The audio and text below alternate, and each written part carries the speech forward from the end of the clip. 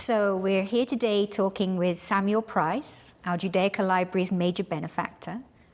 The son of an immigrant father, Sam, together with his brother Jack, God rest his soul, grew up to play a substantial role in Florida's real estate development, and through their incredible philanthropic efforts, they made a significant impact on the development of Jewish education and Jewish community life in Florida. Thanks to Sam and Jack's generous first endowment gift to the Judaica Library, which was named for their parents, Isser and Ray of Jacksonville, the collection has gone from strength to strength, from regional excellence to national recognition. Today we intend to capture more of Sam's life story, not only as part of our library's historical record, but also for his important experiences in the Second World War and its aftermath, and as an eyewitness to life in the tumultuous 20th century.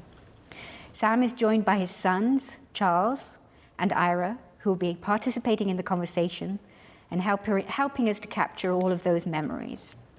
So we'll start off, maybe you can all say who you are for the camera. Ira Price, Sam's oldest son. And I don't want to give away how old I am. That's doesn't matter. I was born in 1951 after the war. Wonderful. Charles? And I'm Charles Price, and I was actually in the middle. Dad gave us all numbers. I was number 3. Right. I'm not sure when he knew my name, but it was number 3. And when were you born, Charles? 1957. 1957. And we sadly have a brother missing, and that was Todd Price, who was born. He was born in 11 months and 3 weeks after I was born. He was born August 12th, 1952. And we have a wonderful photo of him here in the Judaica suite to always remember Actually, him. Charles is the only child, not Charles, Todd was the only child to attend the University of Florida. Is that right? Todd actually came here. Todd is a Gator. Right, wow. True one. Fantastic. Actually, he came here from Florida State, didn't he? No, I think he came here. He came here directly, and then he wandered around the world most of his life. Right, wonderful. So Sam, I know we've done some interviews with you already, but just so that we can provide some context for this particular interview, can you tell me again your name, where you were born, and I'm when? Sam Price, also Samuel Price, as my mother called me. I was born in Jacksonville, Florida. At that time, there were so very few people in Jacksonville. That was 1926. That means I'm pushing 91 years old now. And the only part of my body that has slowed down has been my feet. If they were perfect, I'd be at 100%. I wanted to recognize 2 people. My Uncle Ben, or Benish Gardner, and his wife, Florence.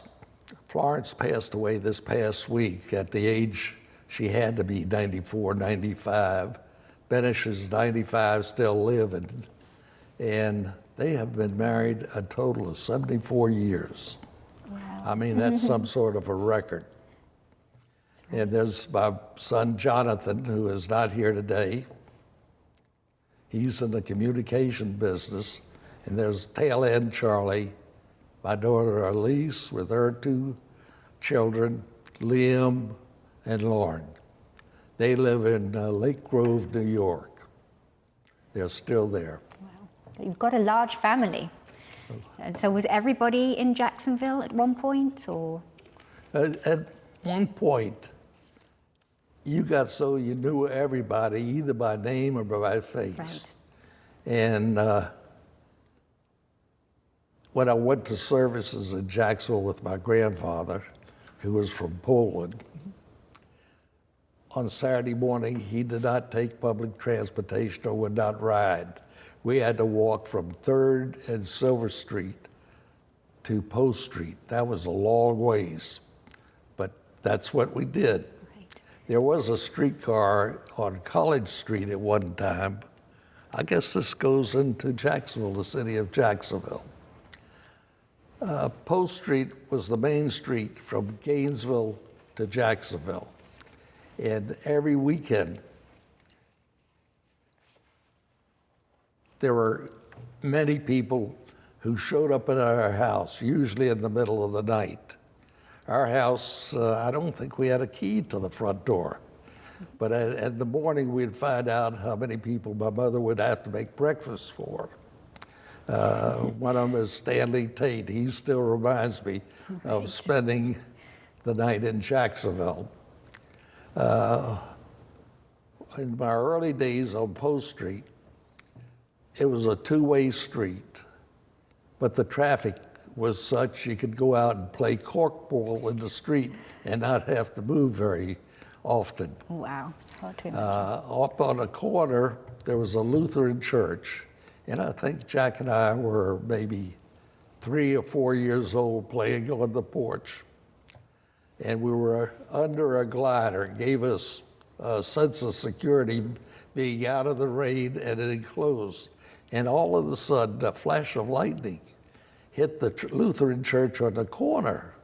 Well, I think we went through the pillars, the sofa, and everything else, getting out of there.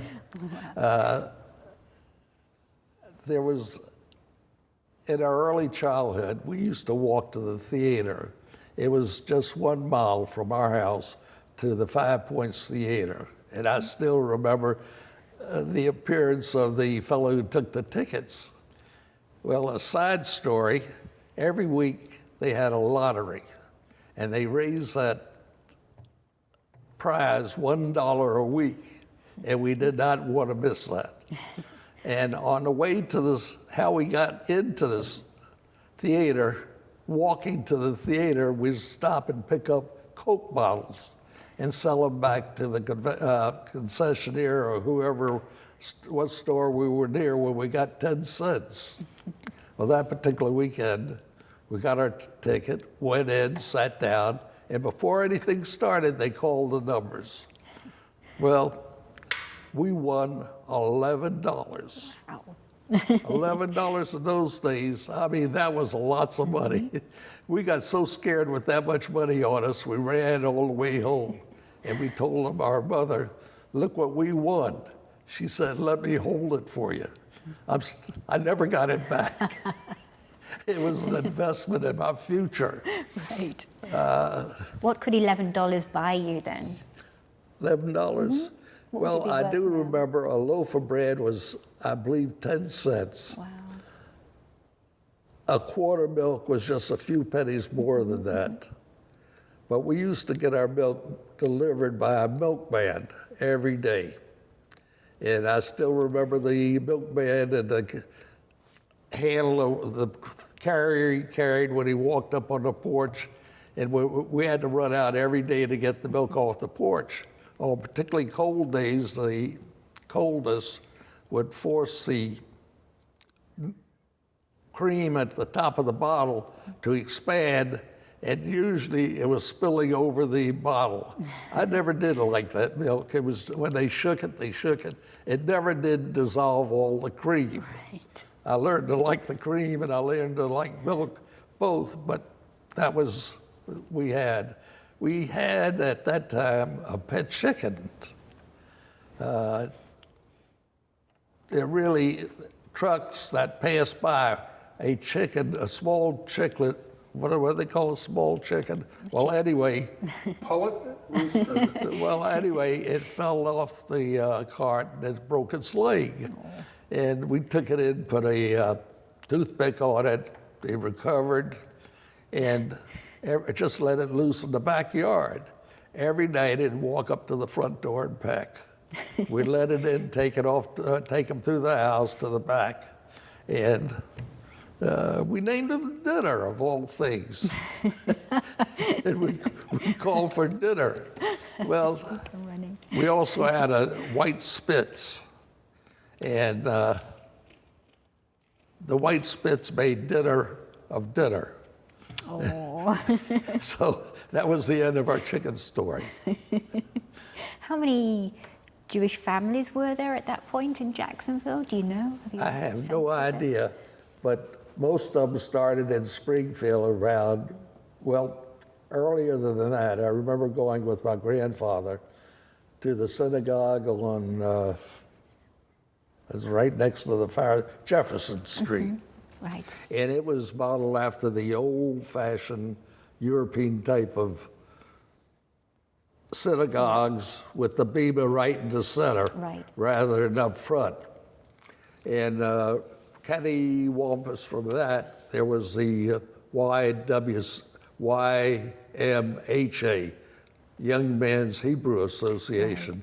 And at that time, they put out quite a basketball team. I mean, they would walk away with all kinds of trophies and awards. Right. Then they moved the synagogue to 3rd Street, 3rd and Silver, and built a new synagogue. They built it in 2 stages. And back then, everyone of Jewish faith showed up for services, especially the High Holy Day services. Right. I mean, they ran out of seats. Yeah. And within that area, there were several Jewish families, and if Yom Kippur or Rosh Hashanah occurred during the holidays when they had the World Series, Right. There was a the conflict. synagogues of all the men left to go Right. listen to the World Series. Of course. So did you all go to the same school? Was it a Jewish school or a non-Jewish No, school? we went to Hebrew school, Yeah. and that was another thing. We had a man of color that was a chauffeur. He took care of cleaning out the synagogue, but he drove us. And I remember it was an open air car, one of these old touring cars. It had multiple seats in it, and they'd pick us up in an open touring and bring us back after Hebrew school. Right. That in itself was an experience. We were bar mitzvahed, Right. and I remember during the bar mitzvah, a reception consisted of going back home and sitting on your front porch, and your friends would drop by 1 at a time, 3 at a time, leave you a pen. Back then, the old joke was, how many pens did you get for your bar mitzvah? And the refreshments consisted of a wash tub filled with ice, filled with drinks. Wow. You could have all the drinks you wanted. It was quite a neighborhood. One other story I'd like to tell you about is the time we had a plane crash in Jacksonville. There was a, do you call him a child, a young man or a pilot that lived, his parents lived in the next block. His name was Jack Eager. Right. Well, when I went to school, grammar school, he was the bully. He found any way he could to beat me up. And I had to, I don't know how many ways I went to grammar school. I'd go down this street, that street, but many times he found me. Well, Jack went on to become an Army Air Force pilot. And while down in the MacDill Field, he and a buddy of his flew 2 P-51s up to Jacksonville. This would have been in 1944. Right. And he was going to buzz his house. And that's what he did. He was buzzing his house. Somehow the 2 planes got intertwined and they crashed. The first one crashed in our backyard. The engine rolling another block and bouncing into someone's bathroom while they were shaving. Oh my Well, I guess he got a close shave. But, Right. but it killed a man. My aunt had her garage destroyed. goodness. We had our garage destroyed. And aftermath of that, it literally took an act of Congress. I saw a clipping of where Congress acted and awarded my parents something under $1,000 for the damage to the house. Who knows what that would have been today? Right. You don't know if the Republicans or the Democrats would have even approved it. But it was an interesting street. I still remember the people I grew up with, the kids. And Are they still around, many people, or did most people leave? Did What? most people leave to other places, or are there still people there that you remember from your childhood? There's no one there I knew. I guess the last people to move were the Jinks. If you know Jacksonville at all, at one time on Main Street there was Jinks Restaurant. I guess it was the best restaurant in Jacksonville. I'm sure you can find out something about the history by just Googling Jinks. We used to go to Southern Cafeteria on Sundays, and that was like well, you had to go. You had to see your friends, you had to see your neighbors. Right. But I still remember the food. Okay, are we allowed to ask questions? Absolutely. Did Grandma Ray run a boarding house, or people just stopped by because they had nowhere else to stay? It wasn't a boarding house. The people at the university, no one had money at that period of the time. This was right at the end of the war. When I say they didn't have money, yes, they lived maybe comfortably, but you didn't have an excess that you could squander. And these were all fraternity brothers, and they'd be sprawled all over the sofa, the floor, and everything else. I mean, what else do you want to do at a university? You want to take off. Right. Did you know growing up that you wanted to go to college? Did you have an idea of what you wanted to be when you were a young boy? From the very earliest time, I always wanted to build something. Right. But when I got to the university, I believe I'd mentioned this earlier, I got the idea, at that time in 1946, if you went to the University of Florida, you could have walked into any school you want. I mean, there was no qualifying, no checking your records or anything else. You went to school. Yeah. You went on the VA, on the GI Bill of Rights. Right. And that gave you $100 a month to spend in all the supplies you could use. I mean, fellas were going in and they'd get a typewriter and just sign a receipt.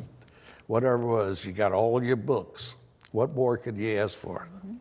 I used to work as a waiter at the fraternity house so I could take my future wife out, the mother of Charles, Ira, and all my kids, the same mother. And I paid for her meals that way. You found a way to get by.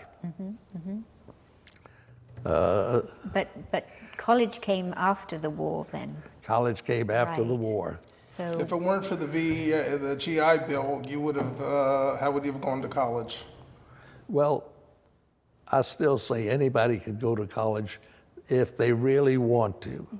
I mean, you can always find something to get you in, a grant or something if you have no income. Then you went to work after school. Friends of mine, Jordan and Lukey Ansbacher. Lukey was the president of Blue Key. And with that, they used to deliver laundry. They had a laundry route. They delivered to the other students. After college, before college, when growing up, they each had paper routes, and they contributed to their parents' living, the cost of living of rent. Seems like people were very resourceful back then. They were very resourceful. Yeah. And another thing about that period, growing up in my childhood, my mother never checked on us while we were out. But we know after school we could do what we want, and we knew when to be home. And it was a good life. There wasn't a lots of money. We'd go out. My dad would take us out to the drugstore. And at that period, Jack was working as a soda jerk. Is it soda jerk or soda jerker? Soda jerk. Soda jerk at the drugstore 2 blocks away. Right. We'd stop by, and for a nickel, we got 3 of the biggest dips of ice cream. My dad always ordered a malted drink, big malted drink. I don't know what it costs, but the biggest thing was my dad let us take a sip each through a straw, and that was the greatest thing in the world. Sounds like there were a lot of personal freedoms, but then in the 1930s, of course, you get a darkness coming over Europe. Did you feel that in Jacksonville? Or was there no sense I of did. it? For some reason, I was always reading, and I followed the newspapers. Right. And I'd mentioned earlier about Kaltenborn, he was the big announcer on the radio station. And I'd never miss that. And I'd outline the battle lines on a map. Right. One thing that got me interested in traveling was my Uncle Benish had given me a stamp collection. And I started adding to it. And looking at the stamps and the names of the countries, you got familiar with, what is it, Greece's Helvia, and they're in the local language, and you had to pick up a little bit of that. And then the interest came, what is the country like? It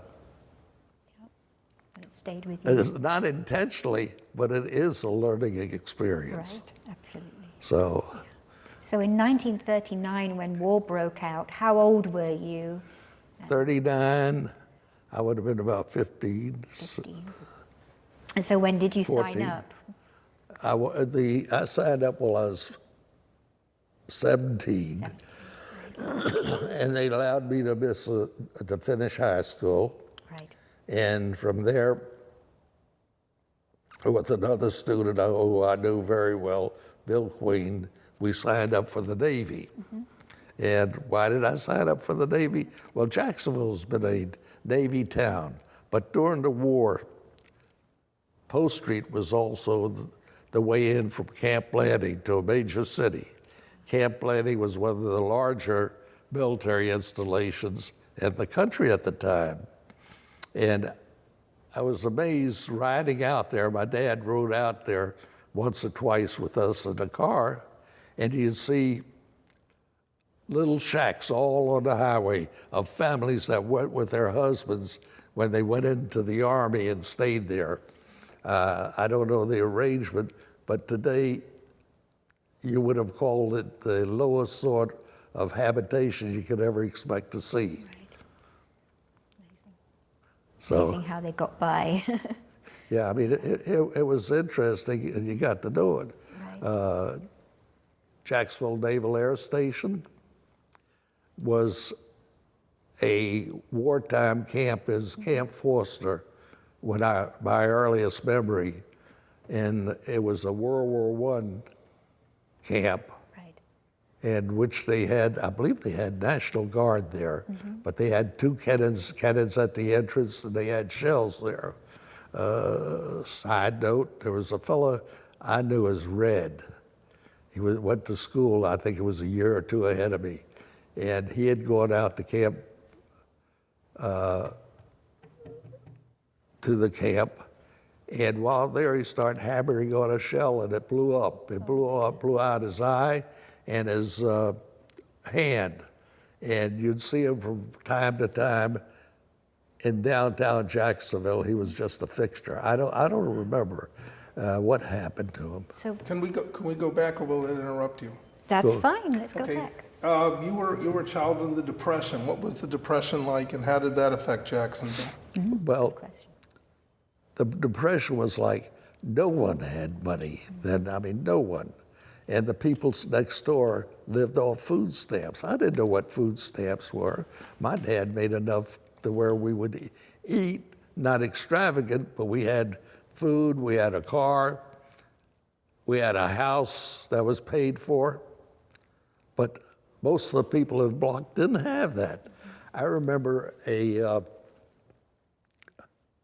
soldier, a sergeant, moved across the street. He was in the Army. This is before World War II started. And he had a family with him. I think he had about 3 kids. There might have been more. But his oldest son was my age, and we'd play together.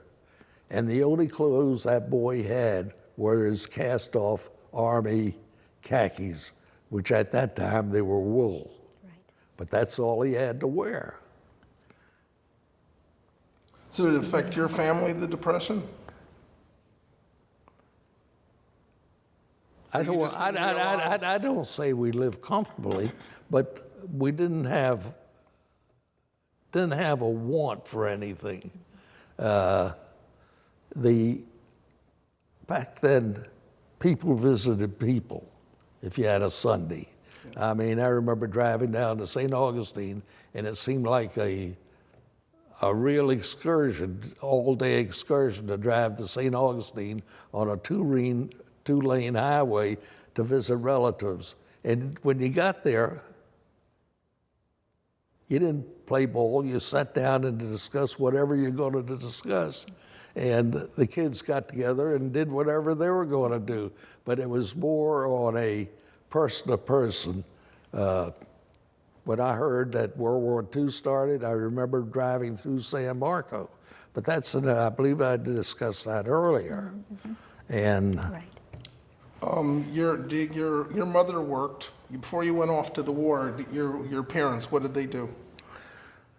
I discussed that earlier in the earlier DVD about what my father did. My mother was always a housewife. My dad and her bought a couple of houses, small houses, and she handled the rent and she collected it, but she was really a homemaker. The first time I heard my mother tell me she loved me, I think she was in her 80s, and she apologized. She says, "This is the way I grew up. This is the way my family was. I apologize." I don't know if she used the word apologize, but she was very apologetic for having never said the words, "I love you." But she had a different type of love, which she loved you without having to say it. Not sure people were always so expressive That's back right. then either, right? As we are now. We all express everything now. Maybe people were a little bit more Reserved. reserved. Yeah, maybe. But wasn't Grandma Ray an astute real estate investor? Yes, from those little $2 a week she collected, she accumulated. I mean, whenever she accumulated enough money, she did what she wanted to do. And she put in remodeled the bathroom. It was from nickels and dimes. She was able to get from my father. They never denied me anything, but I never had toys. Any toys I had were hand-me-downs from somebody else. Right. I remember I had a hand-me-down BB gun, I had a hand-me-down skates, my bike. My father got me a Silver King bike, an all-aluminum bike. It was expensive then. I don't know where he got it, how he got it, where he bought it. But about the third day in school, I left it in the bike rack, and it disappeared. Oh, no. That was a real disappointment. I looked and I looked. I never did find it. Did they ever express fear about the war breaking out? I never remember them really discussing the war. You know, they just got on. They just got on with life and a normal life. Yeah. You knew it was a war. Yeah. My father went and brought extra sugar and extra beans or whatever, rice, and put it under the stairway in case it ran out. Yeah.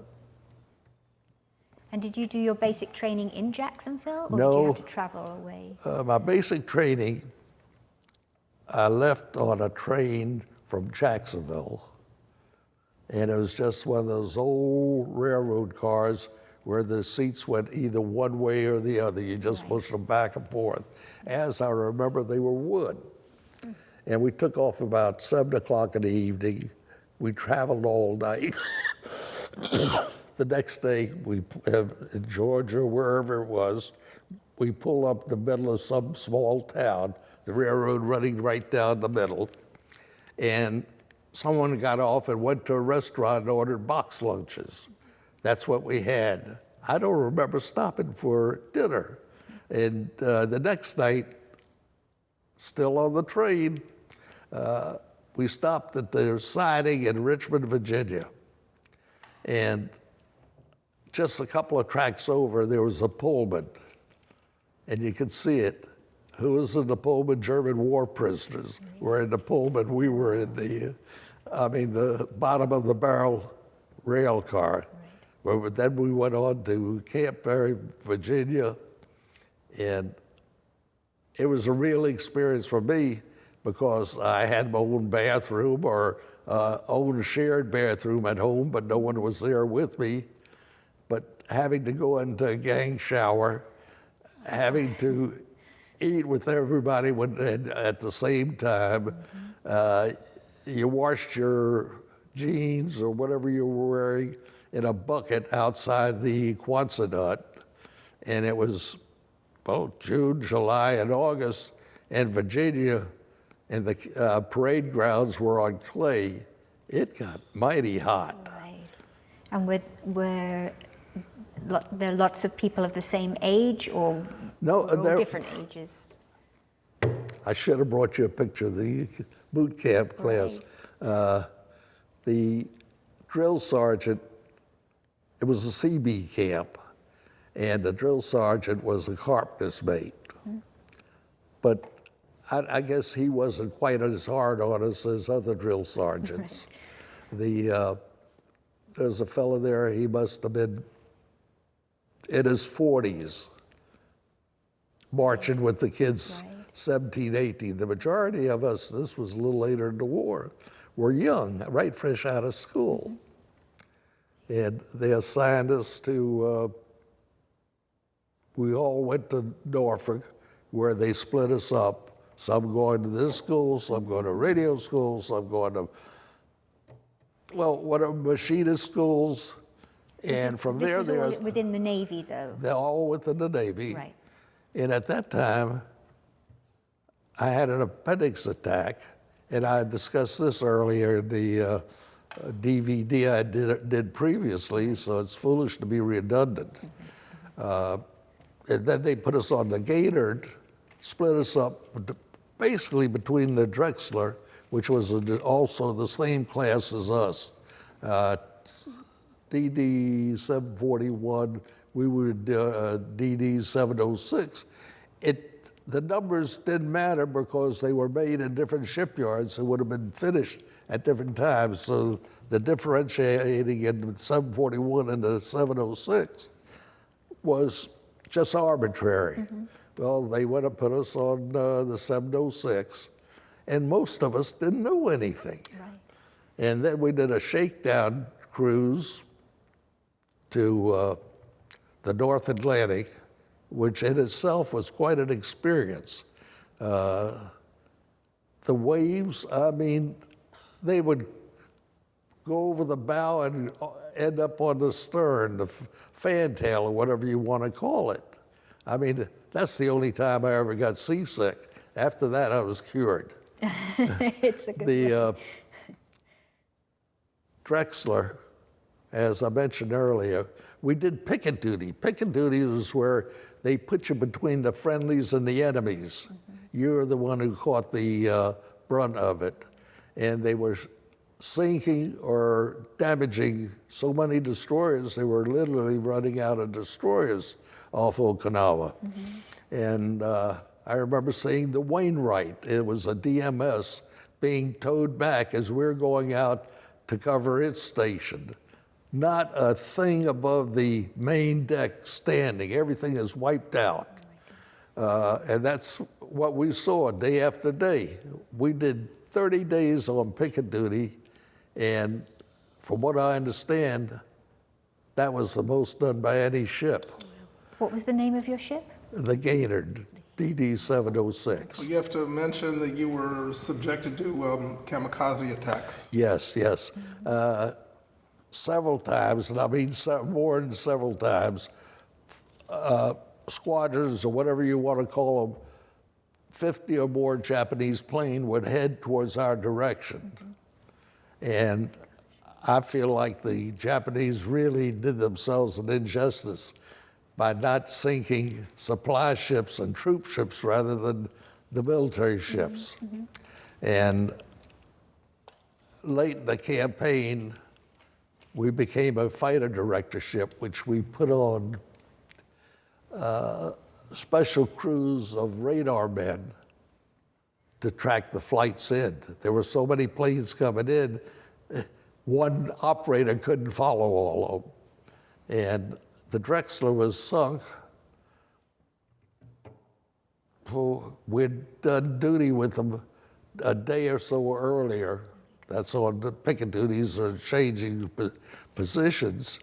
And it went down in less than a minute. I don't know if you want me to describe some of the stories from that. Sure, absolutely. I knew several people on the Drexler, so I contacted them. They invited me to their reunions, and I went. Right. And several of the stories were very interesting. This was told to me by the Sight Center on a Quad 40 that was a 40 millimeter 4-gun, was manned by maybe 10 people. And he was maybe 15 feet from the location of the gun, and he's describing second by second following a suicide plane in to hit the Drexler.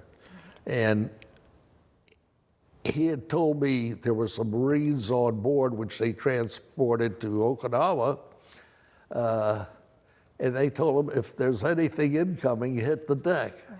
Well, he hit the deck, and this is firsthand, and he described when he got up, the 40 millimeter wasn't there, it was gone. Wow. And the explosion impacted his stomach, and he went down to the mess hall, which was designated an aid station, and he described how he had his binoculars, the government issued binoculars on his neck. And as he went down, the officer there, he didn't show physical injuries, cuts and bruises, they were internal. And the officer says, get back to your that's all he told me. He says, get back to your battle station. He tried to tell him the battle station wasn't there, but he wouldn't hear it. It's the excitement of battle. So he describes going up a ladder to the main deck.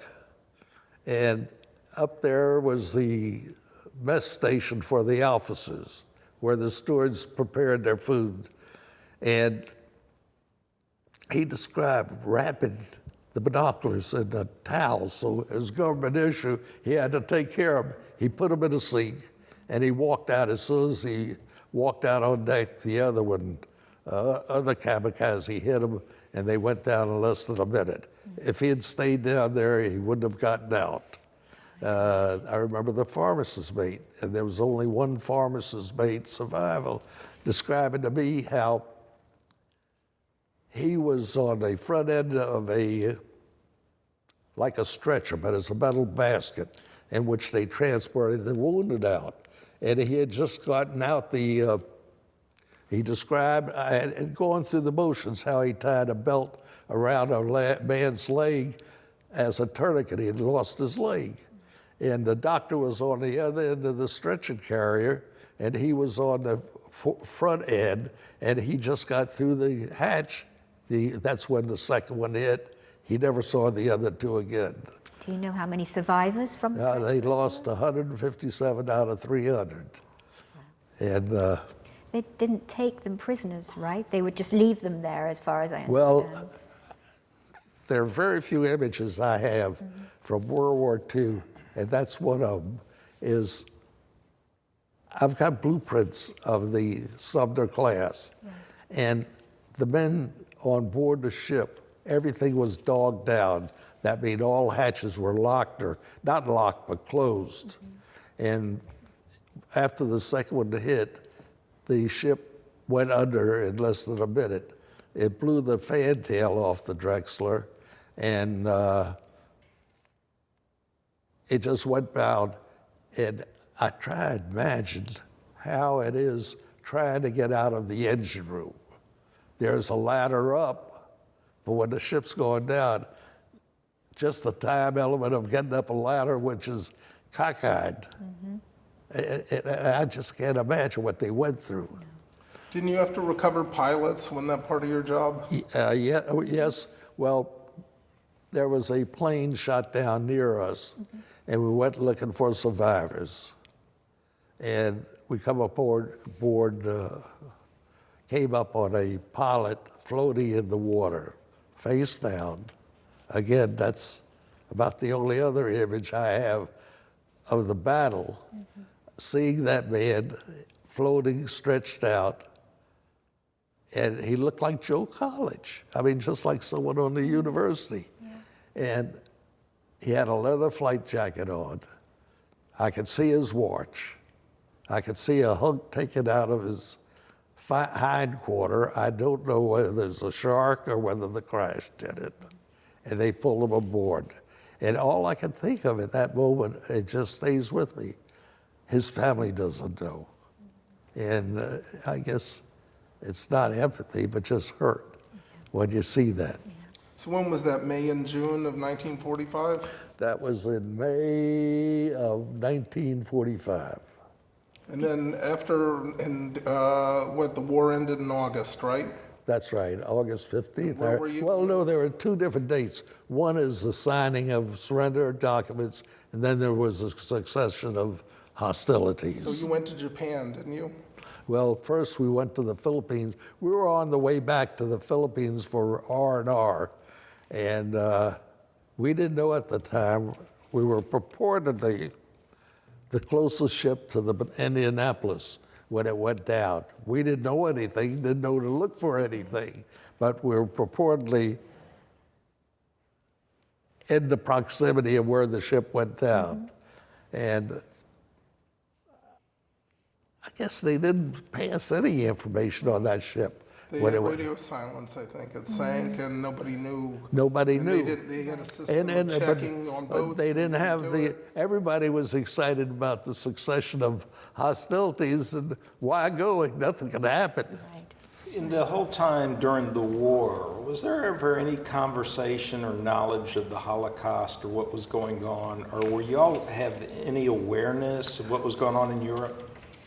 As far as I'm concerned, over a few newspaper articles where you didn't know what to believe, there was no knowledge. I mean, people didn't know. I mean, for whatever reason, there were opportunities to help.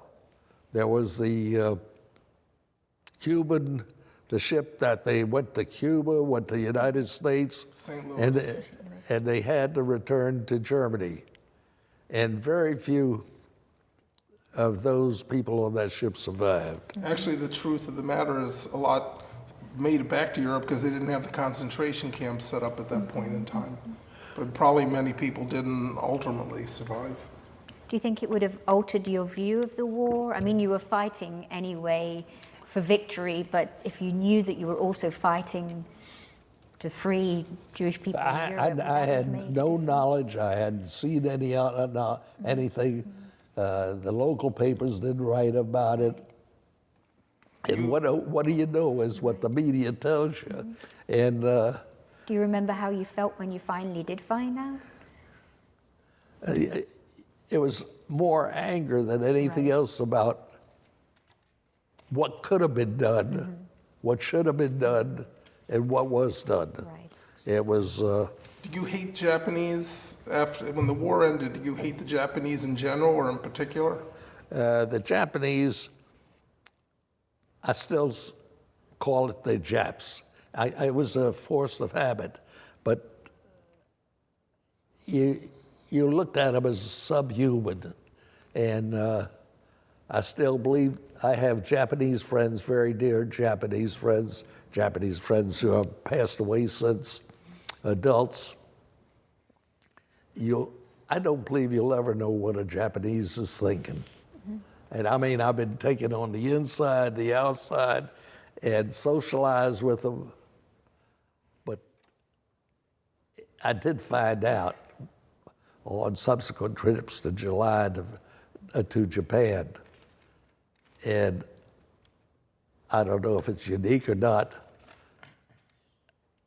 Japanese men, if you're visiting, will entertain you and spend their last penny even if their family at home is starving, and you'll never know it. It's something they call face, and to understand face is very difficult. We were in Japan after the succession, but before peace was signed, to help in the rescue of POWs. Did I see any POWs? No, we furnished firepower. First, we went into Wakayama, and going into Wakayama, there was a Japanese battle wagon sitting on the bottom. It had been sunk by aircraft. And they put us on liberty, but not much to see.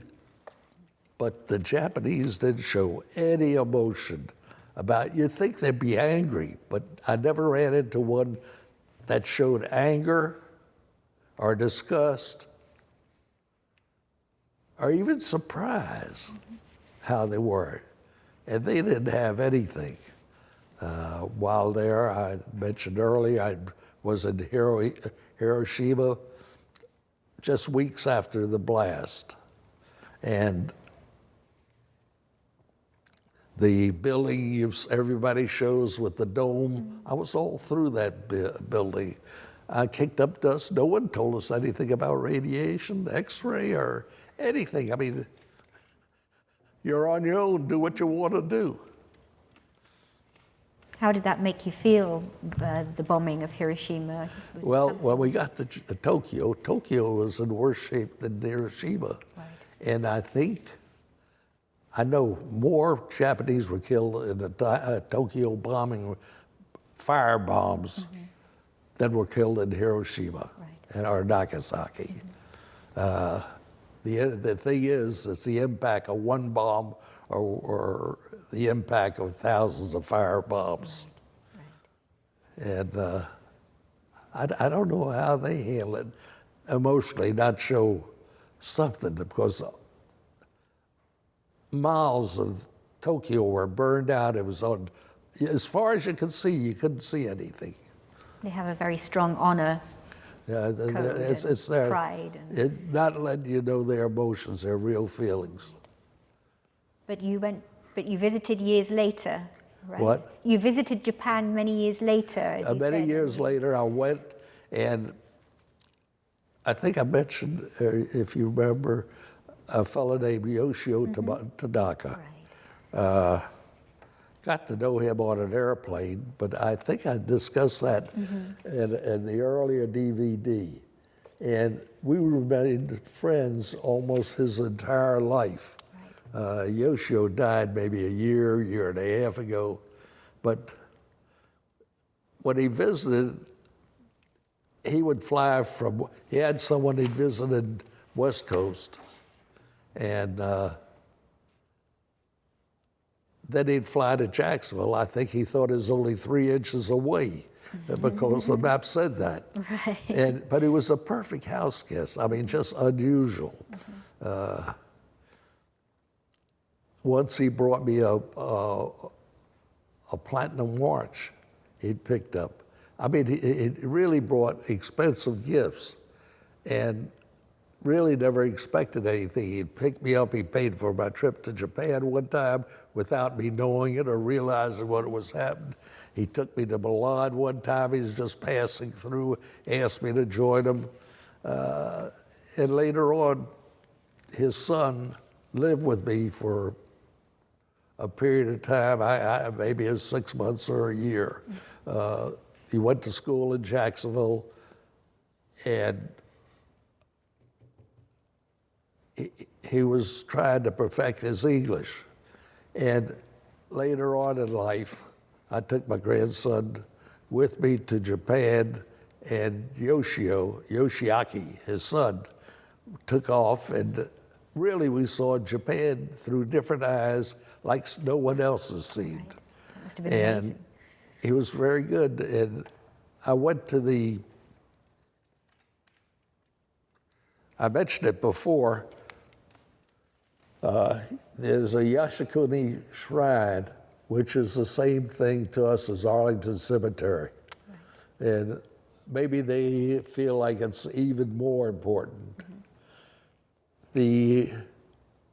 It just went on, and we made no demands on that. But as walking back, there was a museum dedicated to the Kamikaze Pilot. And I walked in, and at that time, they had a statue of a suicide pilot.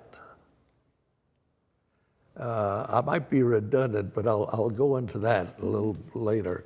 And we had gone into the archive section of the museum, and there were elderly Japanese, and I wanted stories about the Kamikaze Pilot. I was trying to locate the Kamikaze Pilot that hit the Drexler. Right. Well, you're never going to find him. Yes, I found out who it was. Oh, that's true, but you wouldn't find the pilot. No. Mm-hmm. Just find out. And they have the records of the planes, which direction they went, and the pilots who took off in that direction. And the story, if I'm being redundant, and this is true, it had in the case was a picture of him, a picture of his wife, and 2 daughters. The story goes, he was in the China Theater very early, and he was injured. I don't know how he was injured, but he could not use one of his arms. Mm-hmm. So he was still in uniform, and they made him a leader of a group of kamikaze pilots. Well, yeah, how he got to be a kamikaze pilot is the interesting thing. Well, he was the trainer and the director, and when it came time for them to leave, he said he wanted to go.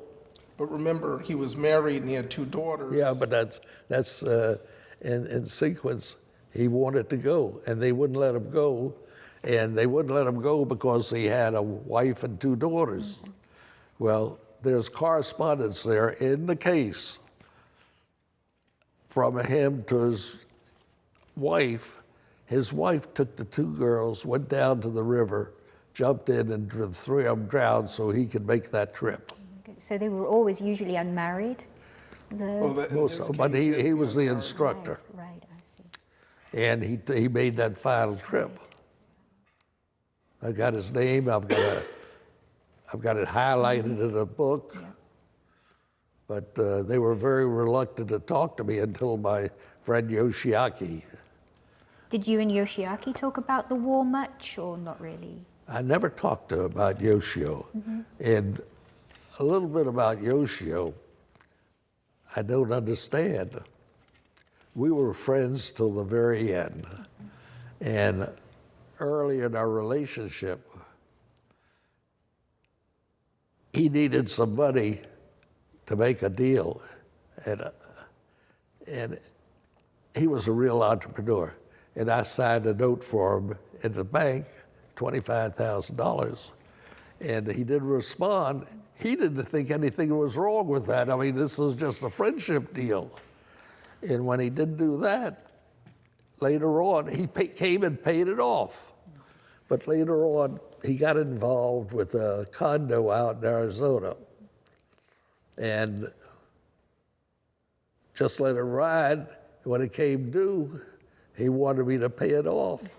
And because of the earlier experience, I just wouldn't do it. Whether I should have or could have, would have, I don't know, but I didn't. And he was angry at me at the end of his life. I mean, it's a sad end to a friendship, but that's what happened. His wife, I've seen his wife since he's died. Right. She was a beautiful woman. I mean, really. And Yoshio had a white Russian mistress. I guess she was the most beautiful woman you'd ever want to see, dressed out in white. Well, I hope his wife doesn't see this. She found out about it. That's what she found out about it later. That's when he became a homebody. And my first trip to Yoshio, he had this lady as my escort show me Tokyo in a chauffeured, I don't know what kind of car. It was a Chrysler, yes it was. It was a Chrysler with linens backrest, and it was really something else. I was in high cotton. So we were going to talk about the military, but then we were going to go and talk about your business life too. So when you got back to Jacksonville after the war, had it changed a great deal? What was life like? Well, it hadn't. There was a building boom on because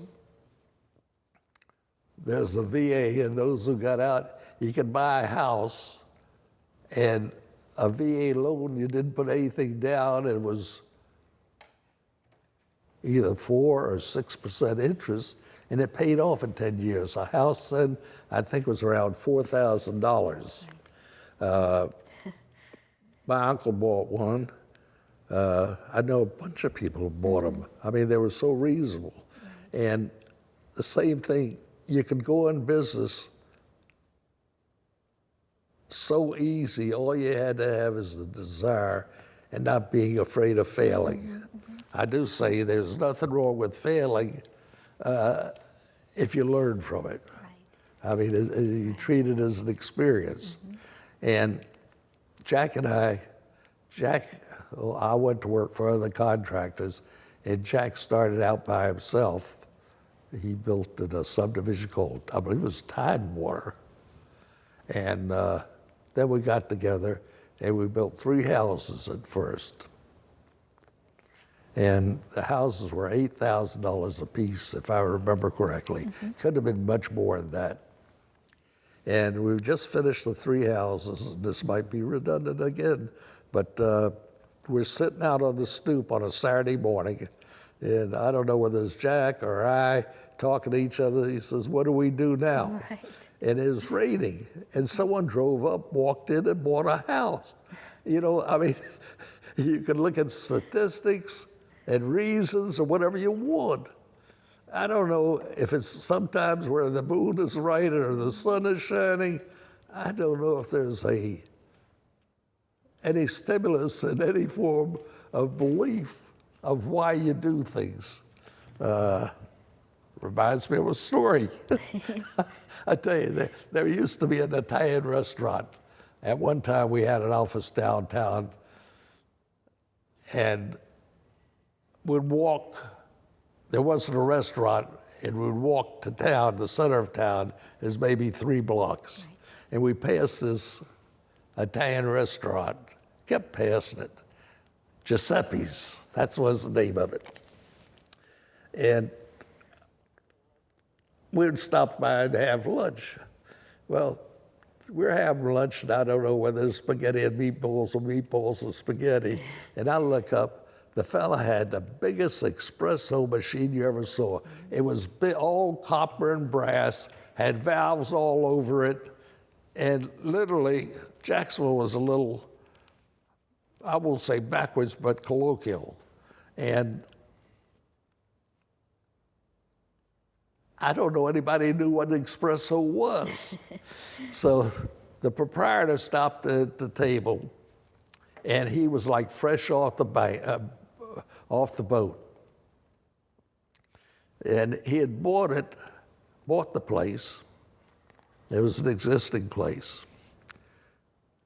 And we're talking, I says, and he wore a suit, it was pressed. Everything you could cut it the edge with butter the way it was pressed. He had a tie, he's shaved, I mean, close shave, his whiskers showing, the mustache, I mean, his hair was slicked back. And I asked him, "Do you have any calls for espresso?" He says, "No." I says, "Why do you have that big espresso machine?" He answered me, and I didn't expect it. He says, "Because I liked it."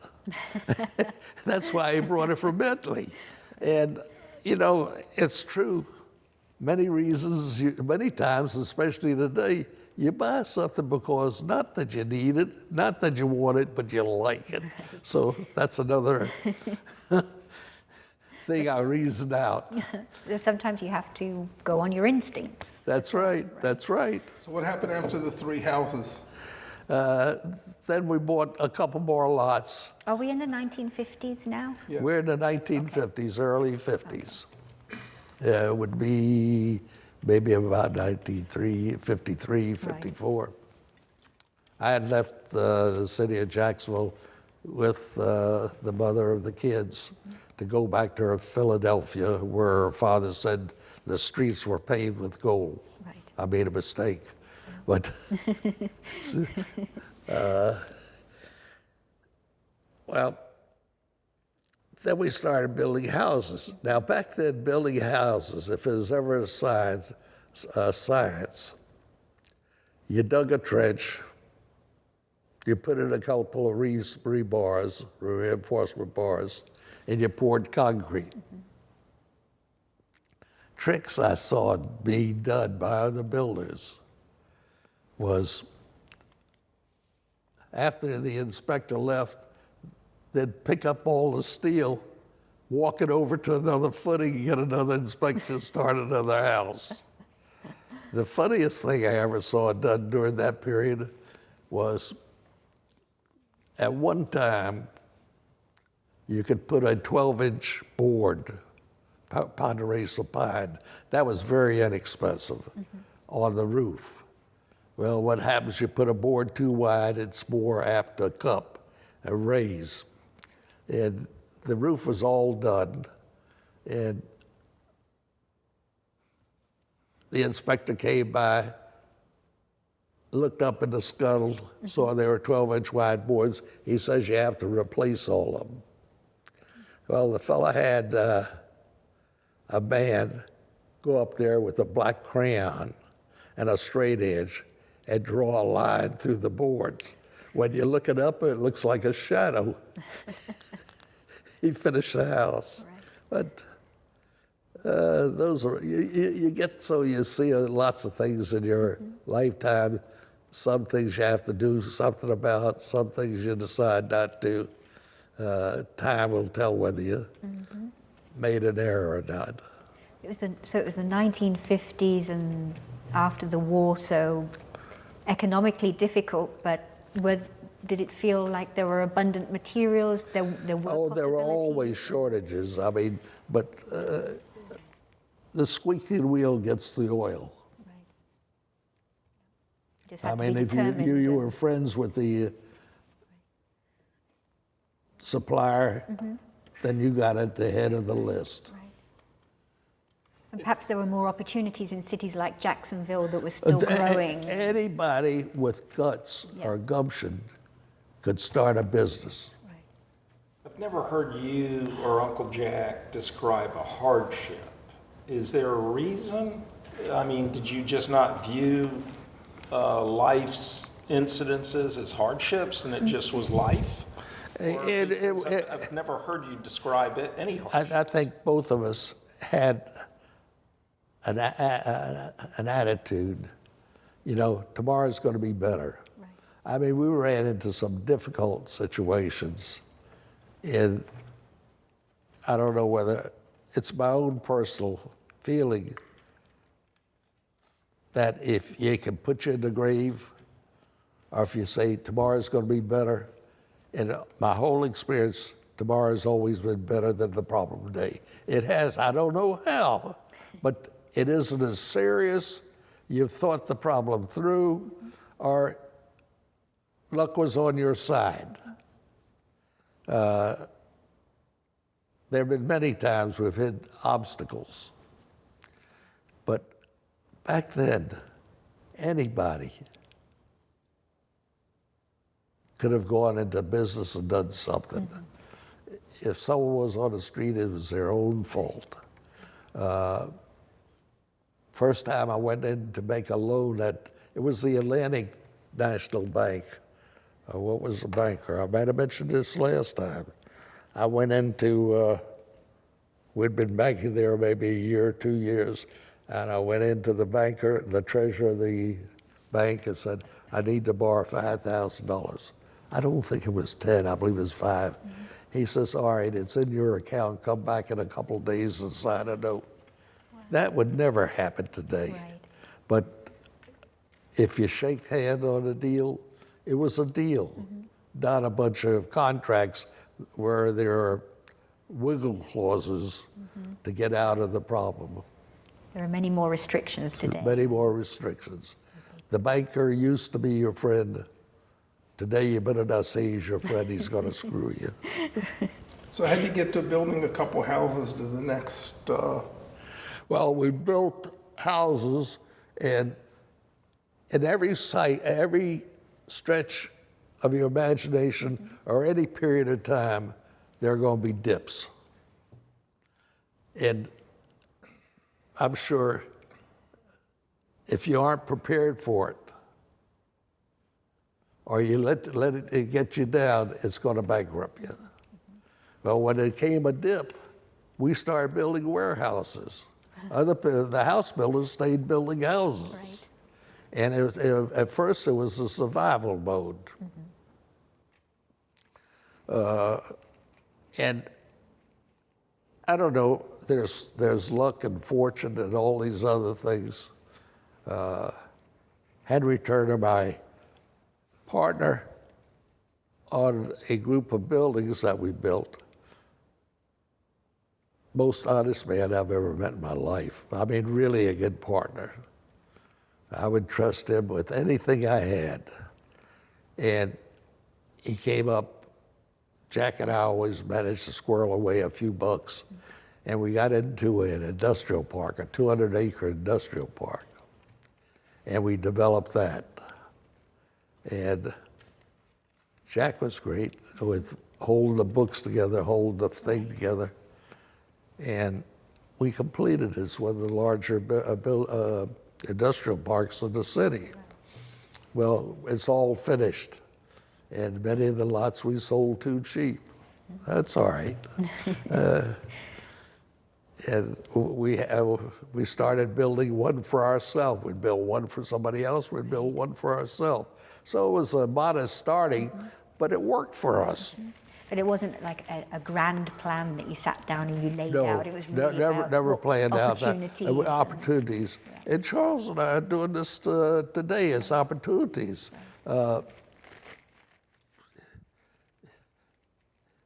You've got to kiss a bunch of frogs until you find a prince. I mean, just know when to walk away or not be afraid to walk away. How did you get involved with the Holiday Inn? Holiday Inn was very interesting. There was a lady in Jacksonville, Carlotta Alderman. If you know Jacksonville, Alderman Road, Alderman Estates, she owned all that property. She inherited it. She's one of the original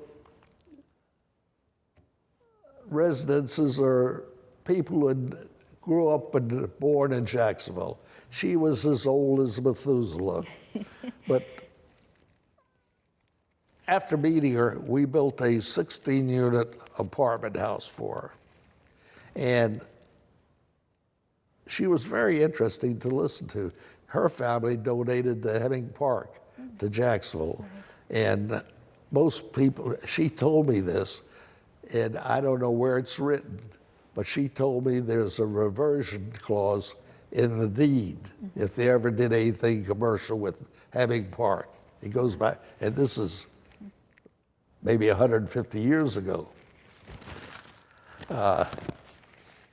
So I would go over to her house. She lived over on Market Street, a big house. That's in Springfield.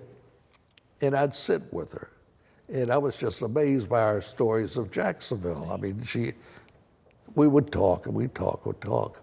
And she sold a site of the Holiday Inn on the expressway, Arlington Expressway, to a fellow named Ben Gaines? No.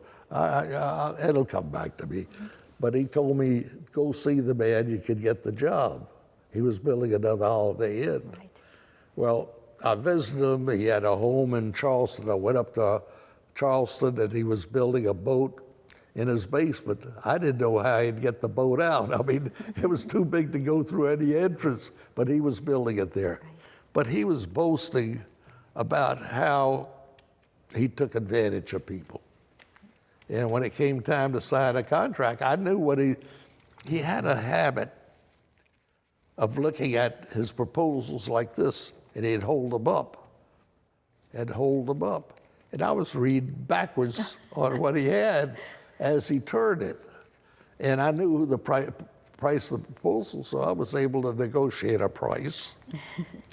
And then I got second thoughts. If he'll do this to other people, he would do it to me. And Jack and I walked away. And it put us the idea of, why don't you do it for yourself? Mm-hmm. We went to Holiday Inn and bought a franchise for Brunswick, Georgia for $2,500. Well, a franchise today, I guess, would cost $250,000 or maybe more. Yeah. I don't know. And we bought a franchise. It was county then. It was all of Brunswick and the surrounding area. And when it came time to get started, we didn't have a mortgage. It was one of those periods when the mortgages weren't available. Right. I don't remember the reason. Well, I went out and found someone who would get me a mortgage. A fellow shows up on my doorstep, I can get you a mortgage. He was from New York, his name was Brown. And he says, I'll get you a commitment, but I need $35,000 mortgage commitment. Well, before that, there weren't, I mean, you didn't accept anyone as a crook. Well, I borrowed money from a fellow named Howard Karasik. He was the manager of the Sears in downtown Jacksonville. And we were friends.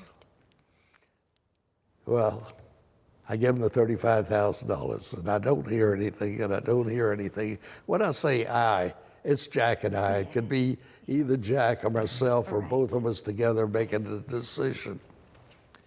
And I don't hear anything. And finally, one day he calls. Oh, before that, I got a lawyer, Jim Mahoney, a friend. He was a big lawyer in Jacksonville, a very dear friend. We fly up to New York. We can't find the man. And Jim's now dead, I can say it. And Jim disappeared, I disappeared. We don't know where we were that night. I couldn't find Jim. The next day I started looking for Jim, and somehow I found him. He was some sort of flea bag house on the top floor. I go knock on the door, and there's Jim. The only thing he had on was a straw hat. So we flew back to Jacksonville. And what do you do then? Well, Jack had a neighbor, Jim Gibbons, I believe is our Gibbons, Bill Gibbons, who was an FBI agent. We spoke to Bill, and he said he'd look into it. Well, we don't hear anything else. All of a sudden, we get a call. This fella, Julian, I think it was Julian Frank. Sounds right. Look it up. I'll have to find out. Julian Frank is going to fly to Jacksonville with the commitment. We're waiting for the commitment, and the announcement comes over. The plane he was on crashed. It crashed in the Carolinas. Near Wilmington. And near Wilmington. And his body was found, this is from the official reports that I looked up, his body was found 16 miles from where the crash occurred. The bomb was under his seat. I think he was in the bathroom. Didn't he go into the bathroom? I think it was under his, I don't know, I remember reading under his seat. But he was far away from the rest of the plane. where the plane crashed. At this stage, are you feeling that your project was cursed? Well, what do you do at that time? And again, some people would jump off of a bridge, something like this occurred. Well, we owe $35,000 beside the money we put out. We didn't have it. And somehow we were introduced to a man called Frank Perper. He was, we had a good relationship. And he bought the whole project and left us with 25%. Well, he leased the place out, and we were getting each, I think, we were getting $3,000 a month returned, which wasn't bad at all. And he let us build a motel. We built the motel at that time, Holiday Inn, for $400,000. And we made $100,000. That was really the beginning of the start of what we did, how we continued on in business. And we had the interest, and he leased it for 10 years. And at the end of the 10-year period, the people bought it, and we got 25% of the proceeds. So it was a good deal for us, and that started us off. Right. Then we started looking, build other Holiday Inns. We went to Leesburg, we went to Lakeland. And Leesburg, they were both built at the same time. They were two different markets. One, Lakeland was an industrial market, the transportation, the mining, but as a commercial industrial market. The Leesburg was in a agricultural market, primarily oranges. Oranges were big. And we finished both of those within days of each other. Two different type of markets. They both cost the same thing. You can't ask me why, but where one thing was higher, one thing was less, labor was less than one, but they weren't as efficient as the Lakeland market. Right. And I think that was the start. And they went on to, well, we built up in Middletown, Spring Valley, New York, Dover, Delaware, 2 in Scranton, 1 in Utica. Utica was an interesting place. It was controlled by the mafia then, the Appalachian gang. And I had to deal with them. Well, luckily, we gave the site work to a young man, and I didn't find out till later. I believe his father was a deceased captain in the organization. And anything this young man wanted, he could do. And we became great friends. Utica was interesting because when I went to the building department was run by a man with a 3rd grade education, and he was an ex-professional ball player. They gave him a job. And when I went in to see him, he says, I'm making you deputy building inspector on your own job. He says, keep me out of trouble. Well, it's a wonderful arrangement. I mean, we had several. I said something, I know in the last DVD, about he taking me to a meeting where the mafia were playing cards. They asked me to play cards. And I didn't know what to do. Was I supposed to try and win or try and lose? Right. And I told them I didn't have my glasses. I mean, but I got out of that. I learned a lot. And you said you owned a Holiday Inn. People thought you were important. I didn't know whether it was important or important. What was it about the Holiday Inns? Was it because they were affordable? And so no, they were the first real entry into the mass motel market. I see. And they were opened up like mad. I remember the first rooms where we leased out were $6 and $8. Right. I mean, a single person was $6, a couple was $8. Wow. That's a long time ago. So is this the 60s? What? 1960s? Yes. Yeah. As though people were traveling more around America? Yeah, they were and- traveling, and then there were salesmen out. And, the whole world changed by then. The interstate highway system Right. that you didn't have before. Right. That's right, and that was a big growth issue, I believe, in the whole country, was the highway system. Right. I mean, the railroads didn't expand like that, didn't keep up with it. So you tapped into something and it succeeded. Looking back, is there anything you would have done differently with hindsight? I don't think I would have done anything differently. Oh, there are modifications and little nuances you would have taken care of. But, yeah, Charles and I have a construction company and a warehouse complexes. And sometimes it's your philosophy. And I've always felt, Charles feels, I believe feels the same way. You build smaller units. If you build one 50,000 square foot unit and the fellow moves out on you, you've got a major loss. Right. If you build 2,500 units or whatever, if one moves out, it's just another notch in business. Right. You can survive. Yeah. So it's worked for us.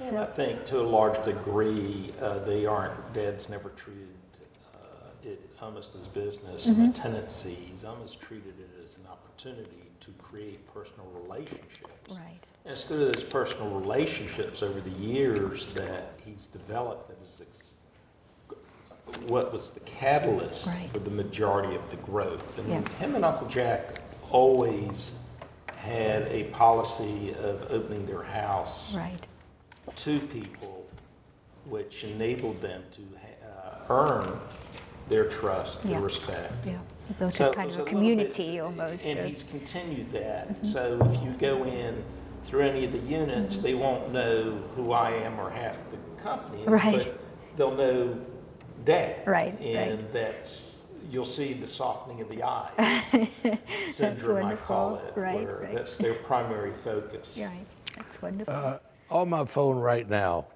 just before Christmas, I received a text from a couple of brothers. It must be 20 years ago, at least, when one of the brothers went in business. I helped him go into business. And it's not looking for praise or anything else. I helped them, and they succeeded. And just before Christmas, I was driving my car in the house, and I see the two brothers walking, so I stopped to talk to them. The older brother started talking. He says, "Sam, you don't know how much I can, there's not enough thanks that I could give you for them starting." He ended owning, I believe, the largest insurance agency in the country. He says, helping us get started. I'll show it to you later on. It's after we left, he texted me. Right, that's wonderful. So. That's wonderful. You've worked closely with family. Has it always, have you and your brother always seen eye to eye, or were there times No, when I think. Where you're going. Okay. Well, I think it takes something special to work. No, really. Until women got involved, our wives, we slept in the same bed. I mean, we read the same newspaper, we went to school together, and when women are involved, a little jealousy takes over. It's more complicated. It happens. It happens in most families, and it's the one who create the problem aren't the one with the problem. So, I wouldn't dwell on this. No, we'll move on from that. So we wanted to cover all of your business history. Did we talk about everything that you wanted to? Well, you know what you left out? You built all these Holiday Inns, Middletown, everywhere else, and then you had an opportunity to sell everything, and then there was a great economic catastrophe. Well, yeah, what happened? There's a time to buy and a time to sell. Right. And with motels, after the 5th year of ownership, in the beginning, there's so much cash flow you can't spend it fast enough. But what you're doing is spending your reserves. And come 5 years, 10 years, a motel or hotel has to be totally renovated. Right. And there isn't enough money to be acquired. I mean, you're in problem then. Right. That's when you become a second or third rate property. Well, at the time, we were thinking of selling it, and a broker brought a client to us, wanted to buy them all. It was General Growth Properties. General Growth Properties went on to be the largest owner of shopping centers in the world, but they needed our earnings to get on the New York Stock Exchange, to get on the exchange. Right.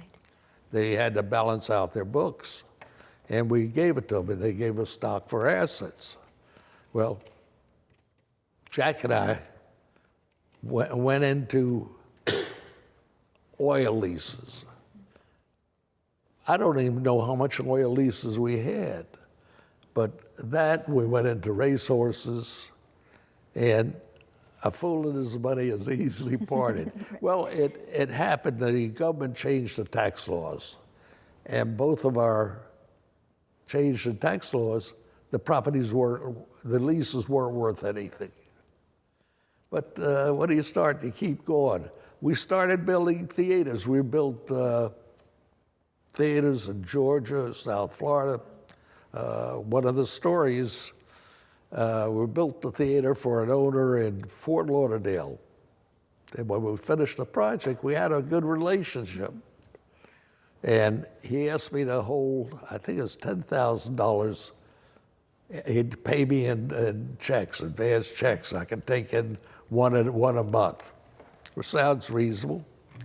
I agreed to the arrangements. I took the 10 checks.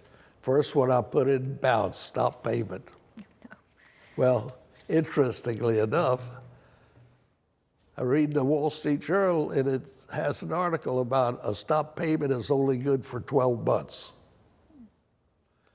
Well, at 12 months and 1 day, I put it in for collection. The collector's down in had his bank account in not West Palm Beach, Key West. And he's in line to cash the check. He cashed the check, got a cashier's check. The fellow in back of him was in line to close the account. So, Goodness. you know, who knows why? Who knows why? Let's see what else. Oh, interesting. I told you about Colorado Alderman. Mistakes I've made. I built a building on King Street in Jacksonville, right at the railroads. And we were building the longest wall. And I go out, and there are markers or pegs for where the property ends. Right. Well, I see a peg, and I use that. And we build about 300 foot of wall, brick wall, and called for a foundation survey. There are about 6 pegs out there. I was off. Okay. Had to rebuild a whole wall. So, is it still there? Yeah, the wall. Still a reminder. The expression is measure twice and cut once. Right. So there's the when Jack was down in Lakeland looking for a mortgage for the Holiday Inn in Lakeland. You say when the sun shines on you, it makes you feel good. He was walking down the street, and the rain came, one of those showers, and he walked into a doorway, and while he's standing there, it was a small savings and loan. Oh. He walked in and walked out with a commitment. Oh, that's amazing. So why things happen, yes. You just don't know. Yep. The story of Raymond Solomon. Raymond Solomon has Solomon's. He sells surplus. Mm-hmm. Well, I'm at his place, and he shows some stuff he bought. He bought a bunch of parking meters. Where did he? Some city, all their parking meters, evidently they're upgrading. So I took one, well, I said, Raymond, I'd like to have one. That's what it was. And Raymond sends over with his son, his son Kelly, put it in a paper bag, and Kelly came over to the office topless with nothing on. He had a crew cut. He was a little darker of complexion. And he put the parking meter, said, this is for Sam, and left it there.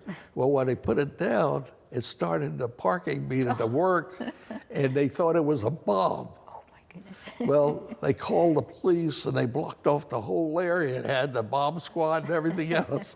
And when they went in, all it was a parking meter. So, experiences you have. Yes. Let's see. A trip to Gainesville. I built a Holiday Inn Edition that was on 13. Is this one on the corner? No, there was one on Further 13th down? Street. I don't know how far. There was a Holiday Inn down there. We put the addition on it. And we had to go visit it. We were just starting. And we picked up a friend of ours, Stanley Dentz, an electrician, to take down with us. Well, Stanley was a wild man. I mean, he liked his drink, but he was a nice guy. Right. We go down, and on the way down, we hit, going through Stark, a state trooper stops us. Well, he gave us a ticket. Well, he wouldn't have given us a ticket except while I'm talking to the trooper, Stanley says, don't let that SOB fool you or mess with you. Well, that was the ticket. Oh dear. We ended up finishing up. We went back, dropped Stanley off. He says, drop by, stop at his house. We had a few drinks. And after that, Jack and I looked at each other. We says, no sense going home to eat.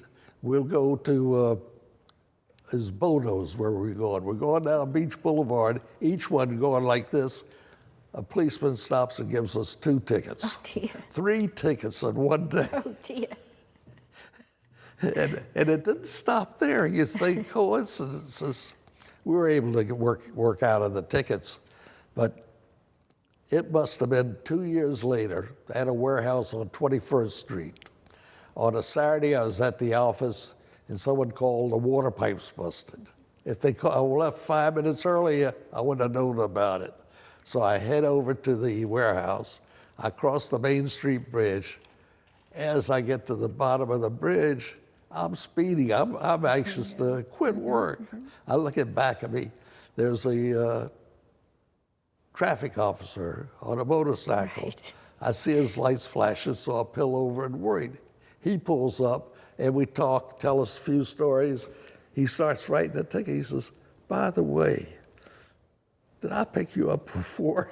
He describes the 2 tickets he gave me and my brother. Oh my goodness. And he let me off. I mean, I talked my way out of it. But to get the, you never know where an experience starts or stops. Right.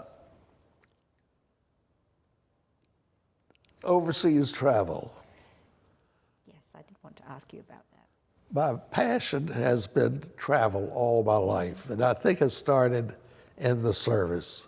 Going to Japan, going to Philippines, going to Saibans, going to Okinawa, and Weetok. But it got me excited. I've always been interested in travel. And I would get on a plane just because I read an article, 1 sentence in the Times Union or 1 sentence in the New York Times that stretched my curiosity. Well, the first trip to Thailand. And this was the first trip abroad apart from? No, this isn't the first trip. No. Let's see. First trip abroad afterwards, went to Costa Rica. Okay. Why? And it was an easy trip. Flew out of Miami, and on the way back then, they didn't have airplanes like they have today. And this plane had a cargo net across the middle of the plane with cows on one side, with pastures on the other side. And the fella asked me if I wanted a drink. I says, of course, give me some scotch. He takes a fifth and puts it on the table on my plate. You know, who could drink that much? But it was interesting. Back then, Costa Rica was so, I don't want to say uncivilized, but there were no hotels there really. We had, I had a friend who was going to make bags, handbags in Costa Rica and ship to the United States. He was an American. So he was going down, I'd go with you. And he used to have coffee every morning.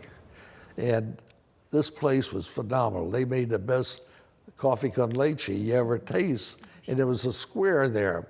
And I'm watching the policemen going from car to car. What they did, they didn't write tickets. The patrolman had a screwdriver. He unscrewed the license tags and took the license tag back to the station. You had to go to the station to get your license tag. It worked better than tickets. It was such a unusual cut. I mean, I think you could drop a dollar bill in the street, someone would run after you, give it back. Right. It was that kind of country. When was that? That had to be in the early 50s. Right. And they had a gold museum there. Mm-hmm. Phenomenal, all the pre-Columbian gold. And I brought back several pieces from Costa Rica then, because there was nothing about you shouldn't take, you found a merchant, you bought it. I mean, they got extra money, they would brings up another story. But it was good. And there, I had the symbol of the holiday in big sign, and I wanted that in gold. Mm-hmm. And it was the day before I was leaving. So I go down to Main Street. Down the Main Street, they had the butcher right in the middle of the street, no refrigeration anywhere, flies all over it. They'd cut you a slice and you walked off with it. By the way, that was some of the best meat I ever had. There was a restaurant down there, it was fantastic. So I went second floor, and a fella, I showed it to him, I said, can you make it in gold? Back then, I think gold was $32 an ounce. It wasn't up where it is today. And he said, yeah. I said, I'll pick it up tomorrow. Well, there they use the old-fashioned casting, a sand casting method. And they made it for me. I pick it up. I get on the plane to go back. I look at it, Holiday Inn is spelled backwards, the reverse side of the bowl. I wish I had that one today. Similar gold discovery in La Paz, Bolivia. Mm-hmm. When did you go there? That was during the same, maybe a year or two later, 3 years later. Right. I had a friend, Lawrence Carpenter. He headed the language department at the University of North Florida. That's when they had just opened up, and he'd been there several years. And we became friends. And every year he had a grant to go to South America to look at the origin of languages. And he asked me to go with him, so I went with him. Why not? And down there on this particular, we went to Ecuador, we went to Bolivia together. But he knew the Indians. He would live with the Indians for a while. And the thing they were touchy about were the fabrics that were in the family. The furs, the plumes of the bird feathers, the ornamental garments they made out of them. And the place we stayed it was a resurrected whorehouse. It was I should say that, a house of ill repute. But they had converted, this is where all the people who roamed the world, the students who would show up, they would stay at this hotel. Didn't have any heat, and the seasons are opposite to our seasons, and it's at 15,000 feet. And actually, getting off the plane, they had oxygen in tanks set out in case you had a lack of oxygen. You had to be revived. And it was a great experience. But one night we were there, back to the hotel with no air conditioning. One of the windows was pane of the window was knocked out. It was cold. And I asked the management for a heater. They don't have any heaters. So I asked for blankets. They put these heavy blankets on. I mean, must have been 4 blankets on the bed. When I got under, you couldn't sleep with your toes up or toes down. There's too much weight on you. And one night, he gets a call, and he wakes me up. He says, someone called me. A friend called me. He just dug something up today. We're going to look at it. It was late at night. And we walk out. If you can imagine this place, spooky. On the corner, there was a witch's market right on the corner. And there you could get unborn llamas and the things they did with witchcraft. Then we turned right and went down about 2 blocks, only 1 light bulb in every block. And we come to this address and we go up.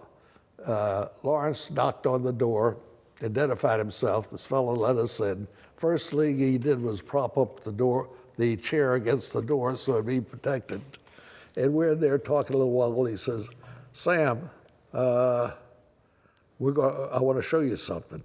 He pulled out a suitcase and he opened it up and he had blankets in there. And he opened the blankets. There was a solid gold mask they had dug up that day. And it was dirty, still had the dirt on it. And the hair on my arms just went up straight up. I mean, it was, how do you mention, it was fantastic. Yeah. It's something, you see in a museum, you don't see in someone's hands. Right. So I tried to buy it, and he told me he couldn't sell it to me now. He'd take it back to the States. And he would call me later. Right. Well, this fellow's business was getting antiquities and selling them to individuals or museums. Well, back then, it was later, and it was against the law. Well, I'm home, and all of a sudden I get a call from this fellow. I've got his name at home, John. I can't recall it now. Better not to say in case he sues you. Well, he went. I'll tell you the end of the story in a minute. You can tell the story, just don't say what his name is. No names. Okay. Otherwise, He said he'd clean it up, and at that time, he wanted $30,000 for this face. Well, I couldn't pay that kind of money, or I wouldn't pay that kind of money. And I said, I'll let you know. I said, send me a picture of it. He sends me a transparency of that mask. And I have it hanging in my house today.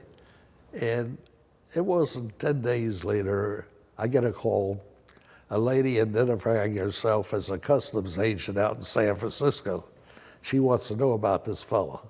And talking to her, she knew more about me than I knew about myself. I mean, so I answered her questions. And I get a call about 2-3 days later. She's coming to Jacksonville to visit me. They flew to Jacksonville from San Francisco to customs agent, and they interviewed me. And I said, I've got a picture of it. They took the picture, and they went back. They knew all about this fella. I mean, they were looking for him. And that's the last I heard about this fella. But I've got the letter. She wrote me, I had to be 10 years later, 5 years later, that she said, I separated from the service. I'm single now. can you come visit me in San Francisco? Well, that's where it ended, but I still have the letter she sent me. And so did you get an interest in collecting? Oh, yeah, I got an interest and I collected. I've gone through several stages of collecting. And at one time I collected maps, but just if you go someplace, if you're looking for something, it makes the trip so much better. I mean, if you go to a dealer and says, what do you have to sell? He'll brush you off in a hurry. I mean, everybody wants information, free information. Most of these dealers, if you say you're looking for something specific, he figures out you're a collector and he'll spend time with you, more time than he would with anybody else. And sometimes you find something. One time I was really made a bummer. I was in London and it was a show, an antique show, and we go to the antique show, and there was this picture in a frame, a reasonable price, I think a little over $100. And I bought it because I liked the picture. I get home, I go to have it framed, the fellow shows me. It was a phony, it was just a picture from a magazine, they shellacked it. That's a trick they use. Right. They shellac the picture and it looks like an old picture. Right. They had it in a frame, I was putting it in a different frame. And that's one time there was another time. In Nice, every Monday, they have, it's not a farmer's market, but a market where they, pictures and antiques. And we're walking through there and I see a candelabra. And he only wanted $100 and he starts telling me, this is from a family from the Holocaust that was taken away. Well, that was a quick $100 to spend with all that. And I paid him $100. And Faye had walked on ahead. As she comes back, she says, Sam, I saw the same thing in another booth. I made him give me my money back. Right. I suppose there's a learning curve to collecting. Right? It's a learning curve. Have you gone through your talking points? Well, you were going to tell us about Thailand, right? I think that was. This is in Miami. Have we been here this long? Huh? Oh, you don't want to look at your watch, but go through your talking points and make sure you cover everything. No, in Cuba, during the Cuban crisis, Jack and I had to go to Miami to talk to someone about selling a property. Right. And we took off from Jacksonville. We chartered an airplane, an air taxi, fly us down to Miami and bring us back the same day. It was just much better. Workout didn't cost like it did today. And we were looking for a field in South Miami. It looks like a circle, a wheel. We passed by that airport. But where? Tamiami? Near Lindsay? Yeah, it was Tammy. Yeah, and we see a field like airfield looks like a circle, same thing. Right. We land, and this was during the middle of the Cuban crisis. There's an X across the runway. So he landed anyway. Out from the cane field, here comes a car. They're looking for guns that were supposed to have been flown in. And we left there, flew on to where we were supposed to go. The federal agents met us there and wanted to know what we were doing. And we had lots of explaining to do. Right. They thought we were part of the organized crime. Right. And have you ever been to Cuba? What? Have you been to Cuba? Have you traveled? Yeah, I've been there in 2004, and I was there in 1959. 1959, that's right. So would you Months like to go before back he again? took over, and we went back, Charles and I went back. Right. And It was we had quite an experience there. It was good. I'm sure it looked quite different as well. It was between those different. Two periods. And It's actually the same. there was Changed. not much, but there was no maintenance in the houses and anything. Everything is falling apart. Right. You remember the synagogue? Yeah, we went to the synagogue, and they told how they lived and they existed. I read an article in, I think it was, I've got the article at home. If you haven't read it, I'll mail it to you, about Castro sanctioned Right. the meat market, kosher meat Yes, market that's right. in Havana. That's right. And it's with his blessing, he gets cows where nobody else gets cows. And Right, right. he's able to feed, but it's with Castro's direct intervention that this happened. Right. And did you visit the synagogue in the 50s and then again with Charles? Did you see? Well, the first time, I didn't visit the first time. Right. The first time, General Electric, because we're building houses, a bunch of houses, they took us as their guests. I see. And they picked us up in Jacksonville, took us to Havana. They gave us wallets with money in it to spend. I've never seen anything like it. And, okay, I'd go there, but my sisters went, and my first wife went, and I went. It was a great trip, and we went back, and there was a group going to visit. You had to have a reason to visit, Right. but this was a very loose reason to go for religious reasons, but we had lots of freedom. Right. And we made a stop, I think it was a flat tire or some reason, in one of the little cities. And I walked off for about a block, and there was a Cuban restaurant, not a restaurant, a grocery store, and went in inside. It was amazing. Beans, which is a staple of their existence, of their diet, was sold. The only way you could buy it is about a half-pound package in a paper bag. It's the only way you could buy it. You could buy they had cigarettes for sale, cigars for sale, it was like in a roll. You get 100 of them for $5. Wow. I mean, it's a nickel a piece.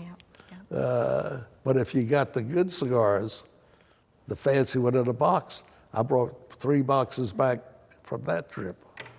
There's more there. Let's see. What's your favorite place in the world that you visited? Every single one of them, St. Augustine. You know, people ask that many times, but 20 miles from home is a trip. Right. It's what you make of it. Yeah. I've gone to people with, you've gone with, I went on one trip to London with friends of my wife. And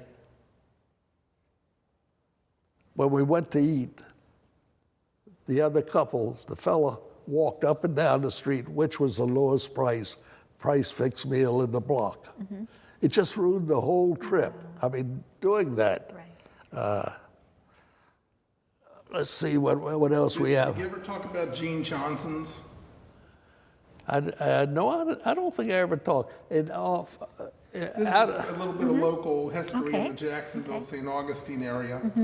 just south of Matanzas Inlet, on the right-hand side, not the ocean side, Right. there was a restaurant. Well, they only served meals in the evening. Excuse me.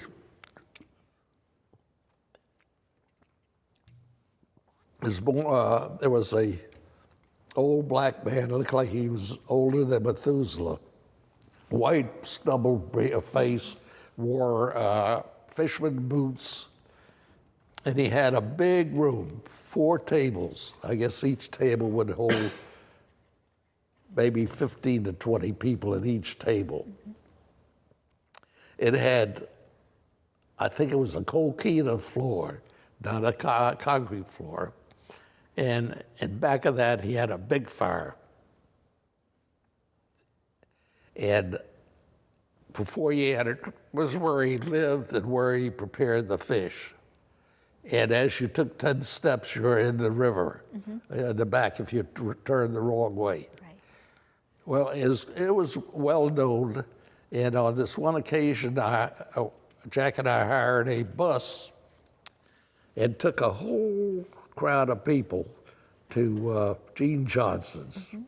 On the way down, we had wash tubs full of beer. I mean, everybody was happy when they got there. Right. And when you got there, I had the head of the Hotel and Restaurant Commission with me. He was going down to see something he would have turned down in a hurry. But everybody was happy. He brought out hush puppies and fried fish, all you could eat. Then he had a big bonfire where they were making oysters. Right. And that, with the whiskey being passed around, everybody was happy until we were ready to leave. And we left, and then we discovered we had lost one of the passengers. We came back, he was asleep under the table. So, but it was a ritual to go down there. Right. And I just read where Gene had passed away. This is the last year or so. Right. Oh, I thought it was years and years ago. No, he closed up years ago, but he passed away. But I've had an opportunity to meet so many people. In the airlines, I was traveling so much for 15 years. I used to get on a plane every Sunday night or Monday morning, get back a Friday night or Saturday morning. Right. And that was the early days when they had the clubhouse. But back then, the clubhouse was no bigger than that alcove right there. Right.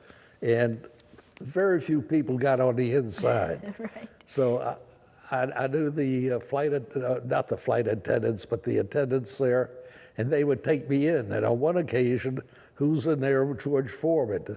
No, it wasn't George Foreman. It wasn't George Foreman. George Foreman. Patterson, Liston, Muhammad Ali. No. Between after Muhammad Ali. The heavyweight. And we're sitting, just the two of us, just gabbing, and people would give anything to Was it Frazier. Wow. So It's a good thing I came. I would say so. but the opportunities that were opened up and the people you met. Yeah. Yeah. Did you give your sons the travel bug? Do you two both? Yeah, I think we both travel a lot. I just came Right. back from Vienna. Wow. In fact, I think we've been somewhere almost every month for the last, 8 Well, months? Todd, until he died, was a traveler. I mean, With the knapsack. He With would the- go with the knapsack for years Right. sometimes. we found him one time in Thessalonica, Wow. had him come back. Let's see Is there what anywhere in the world you haven't been that you would like to go? anything I'd like to do. Anywhere in the Where world that haven't you you haven't been? that Yes, you would I'm going to like take go? that in March. I've got one, well, actually in January and March, and I've been pretty much an opportunist. You know, I know, well, I went to Bordeaux, and I see a blurb. They're getting rid of their, they needed to fill up at the end of the year what they called River cruise? last minute river cruises. Right. I found that, and I took Jonathan on that trip, and like the trip would cost maybe $3,000, and that's for the lowest paid ticket Right. possible. I think I paid about $1,200 for it, for Jonathan and I. Well, it's $2,400. And we got there a day early, and I went aboard ship, and I spoke to the fellow who's second in command, the fellow in charge of the food and the lodging. And I spoke to him a little while. When I got back, he had given me the best suite I could have possibly on the top deck. Very nice. You know, and if the other people knew what I paid, And it's the same thing, the next trip in January, we pick up a ship in Rome, we go to Sicily, Malta, Sardinia, Tunis, Morocco, and then Barcelona on a 7-day trip for $1,200. Now, this is purportedly the best ship in the Mediterranean. Wonderful. It's a Viking, this is the second year they're running it, I believe. Are you a photographer? Have you taken photographs of where you've visited? Photographs, I got stacks of photographs, but you can't, that's the only thing in photographs. I wanted to bring you a photograph, specific photograph. How do you go through all this? There's a way to catalog it, but I don't know that way. I've got stacks of photos coming out of my ears. You'd have to do it. As a librarian, I insist that you do it. Anything else on your list? Utica Inspector, Hoboken. Interesting note. In Hoboken, I was building a Holiday Inn in Dublin, Georgia. And coming back one day, I was going a little fast. And Hoboken is a crossroad, just like this. And there's one light right in the road. Have you ever been to Hoboken? New Jersey or Georgia? Georgia. And I don't stop, there's no one around. And here comes the local sheriff after me. Oh dear. Well, he pulled me over about a half mile from the light, and I was in a hurry to get home. Well, at that time, I had a sheriff's badge. You know, if you're real good, you can get a sheriff's badge. I knew the sheriff, and I had a sheriff's badge, so I pull it out and show it to him, and then he starts talking about the Jacksonville Police Department, want to know all these details, which I didn't know any of. Oh dear. Well, I was able to get by that, and he held me there. He must have had nothing to do. Must have held me there about 45 minutes. Oh, my goodness. All of a sudden, he looked up. There's a Lincoln coming down the road. He looks, oh, there's a New Yorker. I'll see you later. He took off. I mean, that was it.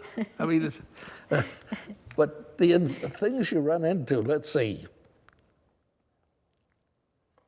Oh, I was in China. We'll let this be the last. 1 month and 1 month after the Olympics. Olympics. Right. And the most amazing thing about that was the construction.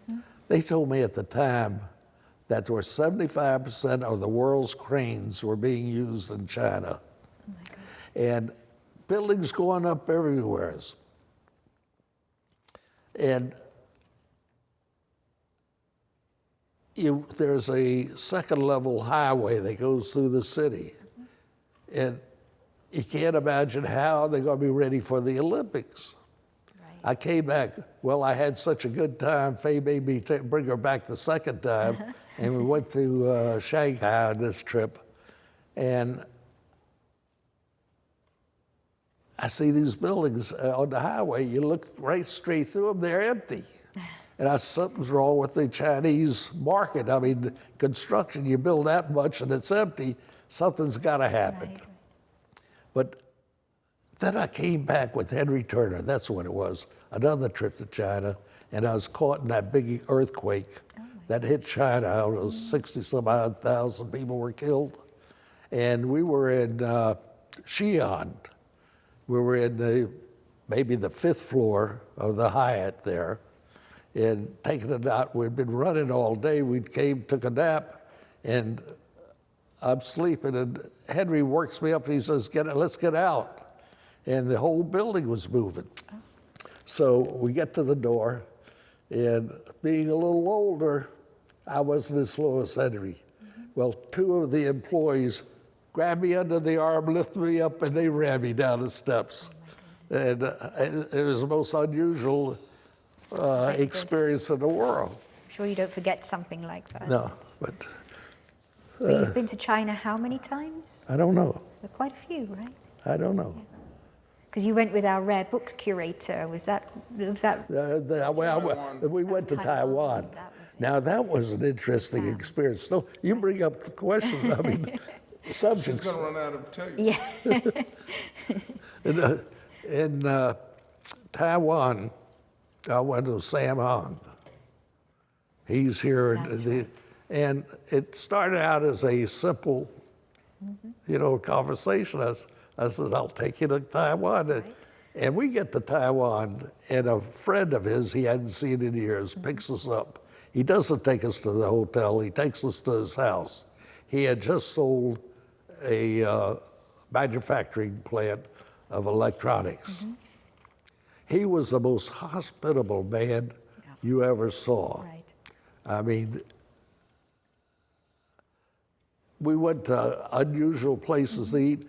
We went to the second night on the side of a mountain. The restaurant was built like a train with a series of rooms with a walkway where they delivered your food. Oh, my goodness. I have never tasted food like that. Right. Another day we went to the Sun Lake, to a mountaintop lake. On the top of the mountain, there was a great big lake. And I think it was a Sun Mountain Lake. I know Sun was in it. And first we stopped at a hotel, a beautiful hotel. And he had a cousin that was the head of the restaurant. You could imagine the type food. It was so good. And we ate till all we could eat. As we leave, there's another section we hadn't even visited in the same hotel. I mean, it was fantastic. We took us to a springs. There was a spring just like they have here around the country. And a friend of his had a condo there, and we visited the condo. It was the most amazing thing in the world. The floor, there's a floor you walk in, the kitchen's on the lower level, then the rest of the floor is elevated, I'd say about 18 inches or 2 feet, right straight across. But all the way down there are places to pick up. You'd pick up an area, and all your storage, everything went into just below your feet. Incredible. I mean, you don't realize it when you're walking, but everything was stored below. It was the most unique thing well, not the most unique I've ever seen, but it was very, very unique. You just don't see it anyplace. And on top is Spartan. They keep it clean. I mean, if they want pillows, they reach down and get up pillows. If they want, I guess they got furniture down there too. But even the bedrolls are unseen. It was unusual. Amazing experience. So to finish, and not to get political, but everybody's been saying, 2016, thank goodness 2016 is over. When you look back on the 20th century, do you feel it was a good time or a bad time compared with today? It's a very good time, except the disappearance of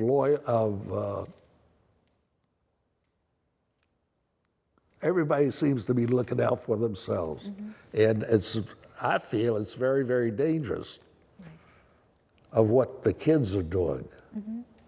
And it's reached a point where it's a crisis situation in this country. What do you mean? And the government has taught people, try and get something for free for the country that you don't pay for. And it's the wrong attitude. When I grew up, you had to earn it, you had to work for it. Ira had to go to law school. He has to meet people every day.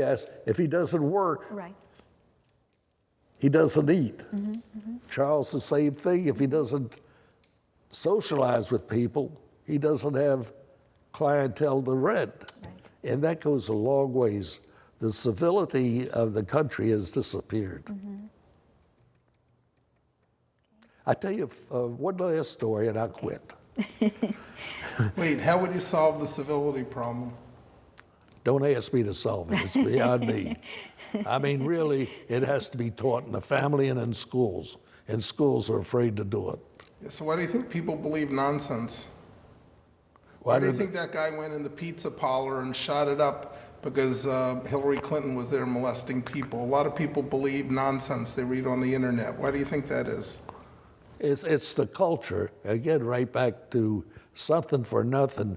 The have and have-nots, rather than trying to become a have-not or a have. I wish I knew the answer. It is, if you knew the answer, what would you do with it? Well, let me ask you, in World War II, when no one knew about the Holocaust, there was no social media or anything, and now there's all this social media. Were we better off then, or are we better off now? Remember, there was no mobile phones, no TV, I mean, do you think too much information is a bad thing? Sometimes I think a dictatorship could be good. Sometimes. Don't ever say that. No, if would Iraq be any better off with the direct? Oh, you mean not here in the United States? No, not here.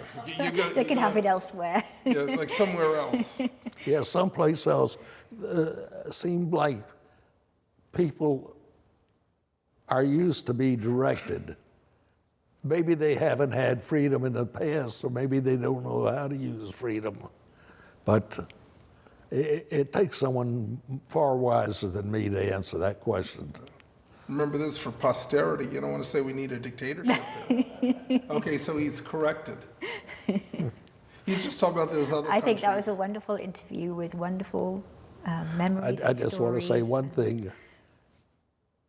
I'm pushing 91, and it's an endurance contest. Mm-hmm. But what I can say, if someone reads this or follows it or looks at it, don't stop.